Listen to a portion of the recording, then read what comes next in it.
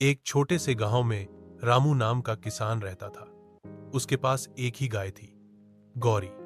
गौरी सिर्फ दूध देने वाली गाय नहीं थी, बल्कि रामू की सबसे अच्छी दोस्त भी थी। हर सुबह रामू गौरी को प्यार से सहलाकर कहता, चल गौरी, आज भी ताजा दूध देंगे, ताकि गांव के बच्चों के चेहरे पर मुस्कान आ जाए।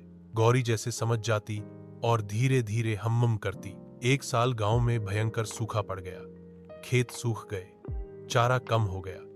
रामू के पास खाने के लिए भी मुश्किल से कुछ बचा था, लेकिन उसने तय किया कि चाहे जो हो, गौरी को भूखा नहीं रखेगा। वो खुद आधा पेट खाता, लेकिन गौरी को पूरा चारा देता।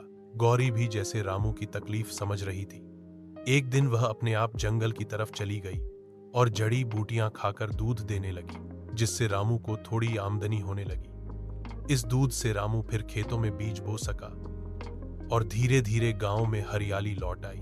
गांव के लोग कहते थे, रामू और गौरी की दोस्ती हमें सिखाती है कि सच्चा प्यार सिर्फ इंसानों में नहीं, जानवरों में भी होता है। अगर आप चाहें तो मैं इस कहानी को इमोशनल और प्यारी चित्रों के साथ बच्चों की किताब जैसा भी बना सकता हूं। क्या मैं इसे उस अंदाज में तैयार कर दूं? एक छोटे से गांव में रामू नाम का किसान रहता था। उसके पास एक ही गाय थी, गौरी।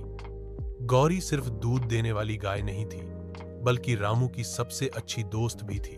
हर सुबह रामू गौरी को प्यार से सहलाकर कहता, चल गौरी, आज भी ताजा दूध देंगे, ताकि गांव के बच्चों के चेहरे पर मुस्कान आ जाए। गौरी जैसे समझ जाती और धीरे धीरे हम्म करती।